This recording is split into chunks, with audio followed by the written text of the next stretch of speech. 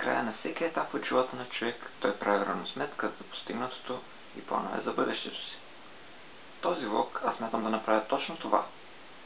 През миналите 4 години открих много таланти и забавления в моите съученици. Тях ви представих в шоуто на Валю Минков, което може да откриете в Facebook страницата на шоуто, която ще бъде долу в описанието. А сега смятам да продължа напред с моето ново предаване Междинна зона. В него ще научите повече за мен, също както и разни интересни новини от интернет, които съм открил сам и с помощта на приятели, разбира се. Също така ще търсим златната среда или междинната зона между двете крайно противоположни крайности.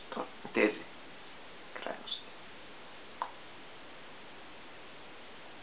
Между две крайно противоположни тези. И така, надявам се, че ще ме гледате. И че ще ви допадне, със сигурност. Както и да е. Време е да се сбогуваме за сега.